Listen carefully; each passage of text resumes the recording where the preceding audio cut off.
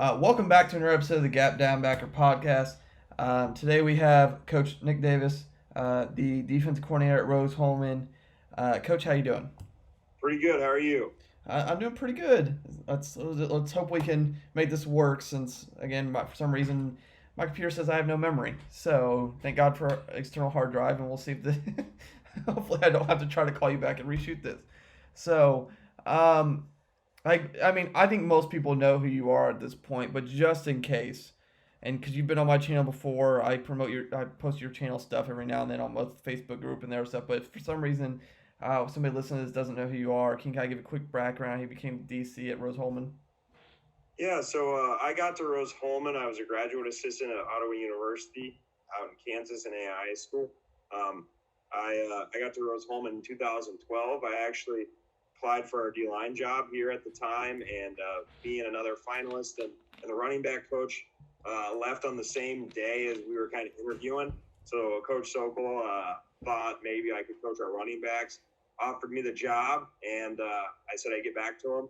I went home, researched, school. The running back was an All-American. I said, I think I can handle this. So here at the first 3 years here at Rose, I coached running backs and was our special teams coordinator. And then our defensive coordinator left. And I had the opportunity, because of my defensive background, to play defense. I was the defensive GA to Coach Sokol let me run in the defense. I've been our defensive coordinator for the last 6 years, coached DBs, linebackers. I coached D-line for the first part of COVID. We had a coach leave to go take a graduate assistantship at Division I. We did some interviews. We brought in another coach, and halfway through COVID, I switched to linebackers, and that coach took over our D-line. So I've coached every position here on defense and coached our running backs and our tight ends, and been our special teams coordinator as well. There you go, Coach. Get some good experience there. We're going to talk some cover three today. But first, kind of a shameless plug for Coach. Like I said, link below, he'll have a link to his CoachTube stuff, his YouTube, which has a wealth of knowledge in there. Coach's Twitter as well. He does all kinds of stuff on there as well. So if you're looking for defensive content in general, check that stuff out there. Coach has an obscene amount that I can't keep up with at the time. So let's get started, and God knows how long this is going to be, but cover three. I mean, you run a bunch of stuff. I'm not even going to show. It helps when you have really smart kids. But cover three, what is it? Just like is it your primary cover, secondary cover? Let's start there from cover 3 point. How do you approach cover three? Yeah, so cover three is really a supplemental coverage for us. Our main coverage has been a cover one match. Now, for me, our cover one match is a lot like Rip Liz match, and our cover three has been a lot more like a spot drop country cover three. Okay. So there is versions where if you're a coordinator and you're breaking me down, you may say, oh, that looks like man, or that may look zone-ish. People have said, hey, it looks like you run a variety of different coverages. And I kind of laugh, and I'm like, no, we just played 2 coverages this game. But we have some different checks and do some different things that create some unique challenges based off of what formations you're going to be in. So cover three for us is kind of the substitute, and I'm trying to make it all. Last year we had a cover one whole defense coverage, and then we had our Rip Liz match cover one style defense, all within the same family. And it was easy for our defensive backs. We saw a lot of scrambling quarterbacks, so we actually wanted to play more of the whole style defense to make sure we had a guy for the scramble. So coming up in our offseason, we were splitting those 2 apart. So long answer, but we were playing some sort of middle of the field closed defense about 75% here. Now for that Rip Liz match-ish part, how did you approach that, and where did you get that stuff from? Because I have a buddy, John Puckett, who's been on here clinics and will be on podcasts. I'll film him later in the week, and he runs a bunch of that Rip Liz stuff. there's not a lot of resources. At least I'll phrase that. There's not a lot of digital resources. You have to go talk to people. Again, it's still decently close to the vest thing. So where did you go to bring that portion of, and then we'll jump back to the country stuff. Yeah, well, so I had took over as our D coordinator, and we were going to be a 3-4, and we were going to play some cover 3 and quarters coverage. And I went to actually X&O Labs, and I was watching a video on Brandon Staley, who everyone knows as the new head coach in the NFL.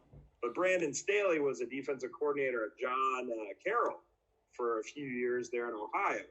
And I'm watching this stuff, and I'm watching it against Mount Union. I realize John Carroll has good football players, but Mount Union, almost every single year has way better football players than John Carroll. And I'm like, if this guy, and I went and looked at the box scores, if this guy gives himself a chance against Mount Union, I think there is something to this. So we started off, and he was playing it a lot like Nick Saban taught it, how you saw the resources. So we started playing it kind of that direction. Well, what we learned over the years is we have adapted it to what we see, concepts we see in our league, how our kids think. So we've kind of taken what a Nick Saban family has done and tailored it to what is best for our own guys and our program and what we see the most. All right, and then what about your and cause we'll just bounce between the two. Your country stuff, is it true country, everything spot drop, or is there some pattern matching involved in there? Because like when I ran cover 3 that one year, all my underneath stuff was pretty much pure spot drop to a point, but my back 3 were more pattern match based off a variety, off the 2 essentially. So how's that for you? Yeah, so to me, I think there's kind of 3 varieties of cover 3 in my mind. There is the old country, we're dropping to the numbers, the hashes, or the curl flat and the hooks, and we're playing deep thirds. There is the Rip Liz style where you're pattern matching. If a route erases, then you zone drop to that country style cover 3. And then what I consider myself when we're not playing Rip Liz match, when we zone it, play the zone version of our cover 3, is we want to be underneath players. So we are kind of pattern matching. Okay. We'll say we are inside and under 1. So we have 2 of those players. Yeah. We're inside and under number 2. So instead of dropping to a spot on the field, we're dropping to a player, which will designate my zone. At the end of the day, if no receiver is ever going to be on the numbers or the curl or ever gets to the flat, why do I want to drop out there? I want to drop to a spot inside and underneath number 1. And we say that inside and under to give that kid a representation that the ball needs to go over his head. So that's how we kind of teach our country style cover 3, is that they need to be inside and under a certain player. Okay. Now they can play off the quarterback. That's how a lot of ours was too. Is like, I don't want true spot drop, but if you can get under this guy or collision 2 to 1, like all that stuff. And I think you can do some really good stuff out of cover 3 in general. How much is cover 3 a pressure package for you, whether it be fire zones or just general additional pressures, whether it be the Rip Liz 1-ish stuff or the country stuff? Yeah, so in the past it hadn't been. And I actually think this comes from, we stopped doing Skelly against our offense so much. So in the past, in Division 3, your first 2 days are just helmet only. And you do a lot of Skelly when you're doing your install. I know a lot of high schools have those type of progressions. Well, cover 3 would be our second day of the install, and we would start going through that, and we would just get destroyed in Skelly. And I obviously understand that it's Skelly and there's no pass rush and all that stuff. Well, you would see every flaw in that coverage on day 2, and you're just like, yeah, I don't know if I want to play this anymore. And we didn't really hardly got to the part where we're 11 on 11 and we're repping that stuff. Where we actually brought it back this year in necessity for being a big cover 1 team. When we blitz, we play cover 1. Well, when you want to blitz a defensive back to a 10 personnel formation, I don't want to be cover 1 because I don't want my linebacker's going to have to walk out of the box and give up a disguise, or he's going to on the snap have to turn and run and go guard a guy. So for us to blitz a defensive back versus a 10 personnel formation, then we brought in more cover 3 looks and then spun our safeties and got a linebacker out opposite of that. So that actually became a bigger part of what we were going to do. Again, at the end of the day, we're going to be middle field closed most of the time. I just had to wrap my mind around not everything's going to be like Skelly where you're rushing 5 and you have holes. We've been pretty blessed in the last 5 years. We've led the country in Division III in total sacks per game. That if I'm doing a nice job with the pass rush and the blitz scheme, that our DBs might be able to handle covering for a short amount of time. Now, do you mess with any of that, like, 3 deep, 2 under stuff that, like, Michigan State and Pitt got really big for under, Narduzzi and, who's the other one that was the DC there under D'Antonio? I can't remember who it was. But, like, do you mess with any of that stuff at all? We have. We called it an eyes version. So, for us, every coverage we have, we'll have a letter tag if we want to change that coverage. So For us, our cover 3 is Texas. All right. If we want to change 1 guy, 2 guys, or 3 guys' responsibilities, we will put a tag on that coverage. So for us, we have a tag that says, hey, we're bringing 6 now. And it tells the 2 underneath defenders that they're eyes players. So we have messed around with that. We'll flare control on the tailback.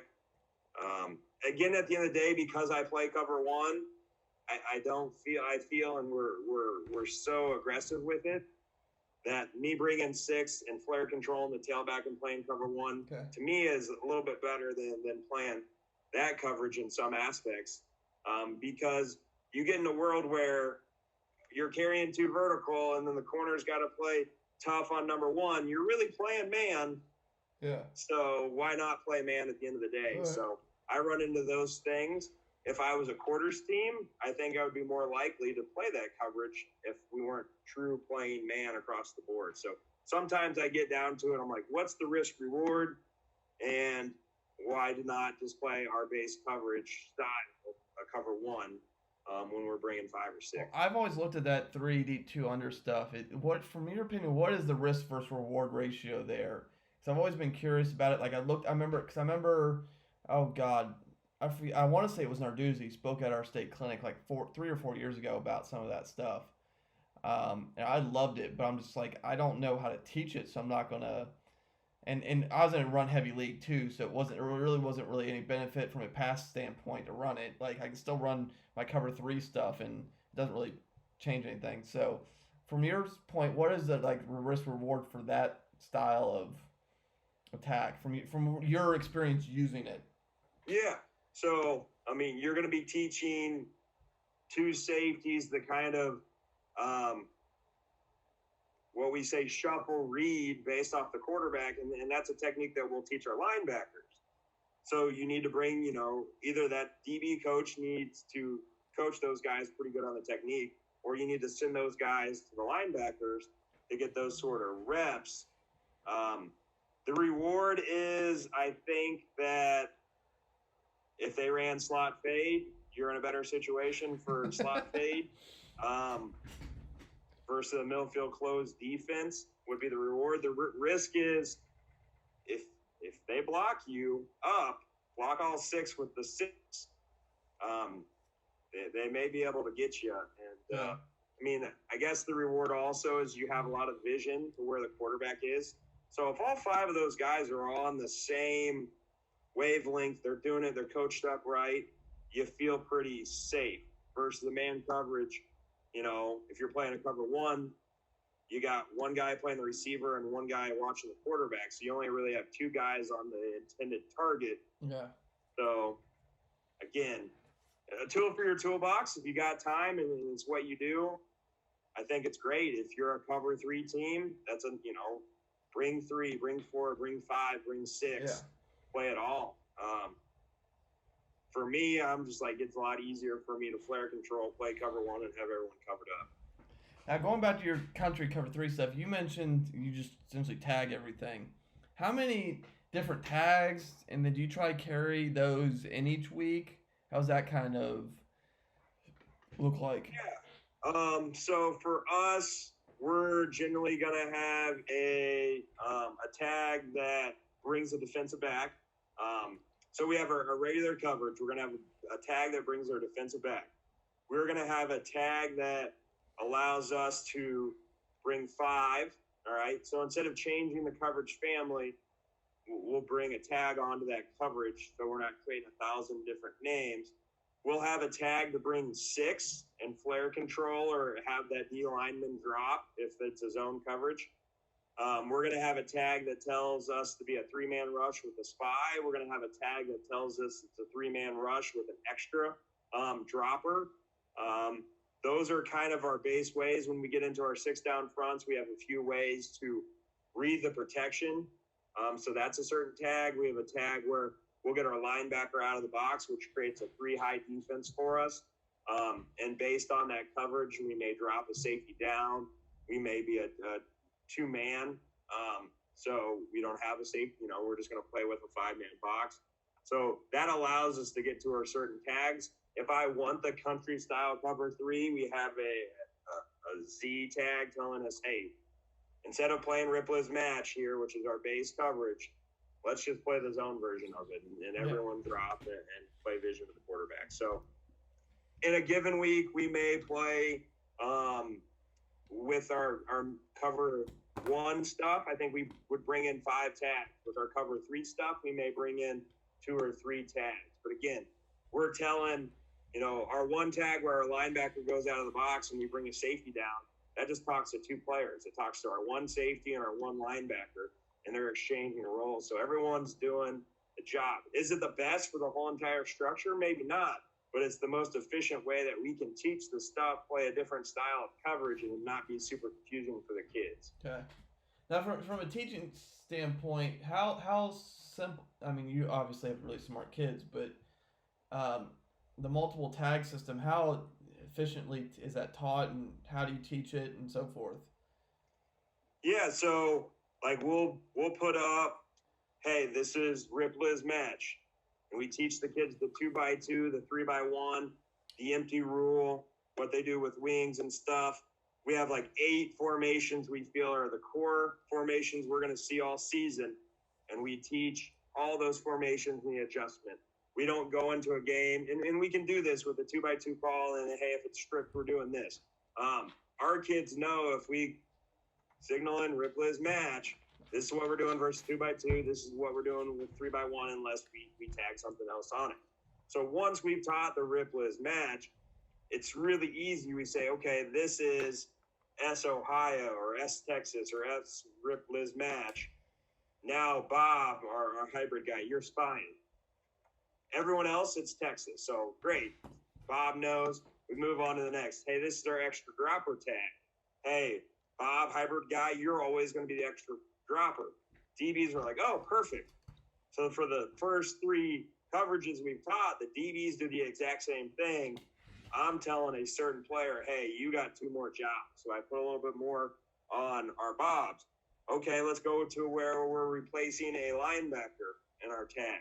Well, now linebacker, all right, you have to know what the inside cover rule on 2 or 3 is. Okay. Yes, I get that because I kind of understood the whole concept to begin with. Now, safety, all right, you got to understand what the linebacker had. And that's probably our biggest challenge, because when you teach the original coverage, the DBs only look at DB things and the linebackers only look at linebackers things and don't understand the whole concept. Well, now on day 1, I've taught the original concept, and I've taught, oh, this is what we're going to do when we switch or buzz down. So really, within 4 different coverages, only 2 guys have to know things. And that makes it pretty simple. Hey, corner, you're always doing this. Hey, high safety, you're always doing this. And what we do to make things from a simple aspect, we're a 5 defensive back structure. Yeah. Is our free safety is always going to be our post player. Unless you motion and you get us into rock and rolls and different things. And there's been time on motion that we will motion over like we're playing man and we just play zone from over there. But our post safety is always going to be the free. Our dog and rover, all right, they'll adjust. So they always have the low spots of the zone, or if we're playing man, they have 2 or 3 in man. So that has made things easier rather than now your free and your strong safety all have to know all the zones and they have to know the post. Obviously, if we get motion, then all the DBs have to know everything. But at the end of the day, people aren't going to motion as much as what they're going to line up and play ball, at least at our level, what I'm seeing. When that becomes the case, when everyone motions every play, then we'll probably start our free safety down and to the side we think we're going to get the motion and rock and roll back to be our free safety. Okay. Now, when you're prepping your call sheet and all that, how do you determine, okay, these are good situations for cover three? I mean, obviously everybody's answer to cover three is 4 verts or go trips, 4 verts, and they say that, and I love when coaches say that, but I ran cover three for an entire 9 out of 10 games in a season, and I saw 6 on the entire season, and 4 of the 6 were out of trips. So I saw more sprint out flood than I saw anything that year. Like, whatever. You can say 4 verts all you want. You still need somebody that can throw the ball and rope it in a seam. And Yep. you have a little, in college, you'll see that a little bit more than I will. Obviously, you'll see kids are recruited, blah blah, whatever. But when you're scouting and game prepping, okay, like what makes you say, okay, this would be a great time to use our Rip Liz. This is great. Might be a great time to use our country stuff. What kind of makes you lean to your cover three stuff? I kind of like self scout myself a little bit in regards. So if our number one coverage, and you're going to get it 50% of the time, is a true cover one 4-man rush or a 5-man rush or a 6-man rush cover one style. Well, I have a Rolodex of things that beats us. Slot fade by number 2 is right there at the top of the list. Well, if I want to play a country style cover 3, that plays into plays that beat me. So if I feel like, hey, this team really huge on slot fade in this situation, well, that gives me my chance to play that. If there's something that is just truly beating us in the one high world, well, then that's when we use our 2 high tools, whether it be a quarters concept, a cover 2 concept, a bracket concept. So I kind of play my own tendencies and say, if they think 75% of the time they're getting cover 1, I'm going to get a cover 1 beater. So, and on first down, let's play cover 3 50% of the time or 33% of the time, and maybe I can steal one of these. So those are things that I think about is they're watching my film, they see cover 1, they're drawing up slot fades, they're drawing up corners, they're drawing up fades by number 1 because they like the matchup on corners. What can I do to go after that? Now, another thing we'll look at is route combination. So we'll go through, and I did like a YouTube video on this, but there's only so much an offense can do to you, all right? In a drop back world, they can go vertical, 5 yards down the field, 1 and number 2. They could go vertical and then switch at some point. So you get switch vertical, you get post, corner. We label that's the same family. So that's the vertical switch family. We have the vertical family, whether it's 2 verts, a vert and a 10-yard out, a vert and a 10-yard ends. Those are vertical routes. They're not crossing each other. They're down the field 5 or 7 yards. We'll do a high-low concept, whether that's slot fade hitch, whether it's hook out, whether it's 5-yard out fade. They are trying to high-low defender. If I look on your tendency and your high-low thing is off the chart, and I look and it's all slot fade or all corner hitch, or, what I think an offense does well is maybe there's read routes. So you get slot fade corner, you get hitch, you get a 5-yard angle. That's all the same concept. That's all a high-low concept. Well, let's play cover 3 to that. I've now looked at that tendency and saw that within 2x2, they're not running 4 verticals. 60% of the time, they're running a high-low concept. Well, let me get my best high-low coverage. Okay. So those are things that we'll look at, and we look at on an individual base every week. But we also understand who we are and how people are going to attack us, because we play in a quarters league where we're really the one team that's going to stick in a middle of the field closed defense the whole entire game for the most part. So we got to say, this film's lying to us. We're getting quarters beaters all day long. What are they going to do against us? We have the history of what these teams do against us. Okay. And the nice thing is my second call is usually good for what my first call isn't, coverage-wise. Now you've mentioned slot fade a lot. Is that how people? Does that become the fad against you? The slot fade stuff, and is that the kind of answer? Yeah, Joe Moorhead really has been a pain in my butt. He's actually a really nice guy, and we recruited his son last year. But yeah, at Penn State they started doing that, and it's a great way. Like, to me, to beat me outside, you need to beat me outside the hash. Now, there's plays where I've been beat vertically down the field inside the hash, but I can probably count about 60% of the time that those balls get thrown inside the hash. We got that high guy there that's either hitting guys, getting interceptions. So people want to beat me outside the hashes. To beat me outside the hash vertically down the field, you either need to throw a fade on one of my corners, who generally are going to be my better coverage guys, or you need to throw a slot fade on one of our slot defenders, which at the end of the day, you can't necessarily, even at my level recruiting, you're not going to have 4 dude cover guys. Yeah. One of our guys is going to be a little worse than the other. So if you find the matchup in your 10 personnel, you can attack that guy. So to beat us with our one high defense, you don't need to run 4 verticals. What I think is a better play, and no one listen, offensive coaches, is just sending one of those guys down there, and now that quarterback has the whole third of the field to work with, versus flooding 2 guys onto the third. You know, we're going to take away the steam. You're just going to throw the whole shot. So at the end of the day, if you're going to go vertical, you just need to send one of them vertical. Now, like, as we start wrapping up here, Coach, you mentioned before we came on, you're starting your off-season stuff. What does a typical, like, off-season study look like for you? Obviously, you have a much condensed, shorter time this time because of a variety of things, but what does that kind of look like for you under normal circumstances? Yeah, so we're really going to take everything we did and break it down. So we do a ton of different things front-wise. I'm going to break it down to front families. So all of our 3-down stuff, all of our 4-down stuff, all of our 5, all of our 6. We have movements, all the different movements we do. I'm going to break those down into movement families so we can kind of watch things in these categories. I can watch all 3-down. I can watch all 4-down. I can watch all of our pick stunts. Same thing with coverages. I can watch every DB blitz cover 3. Or we could watch just all the cover 3 family together. So we separate those. I will do reports on efficiency. All right. And I know Huddle, if you guys have assists, they've gotten that world, but we've been doing efficiency by hand manually for 7 years. So we'll go back and we'll look at what's efficient and what's not, to tell me, you know, what do I need to do? What do I need to change? So we've got through most of those things where we're figuring out.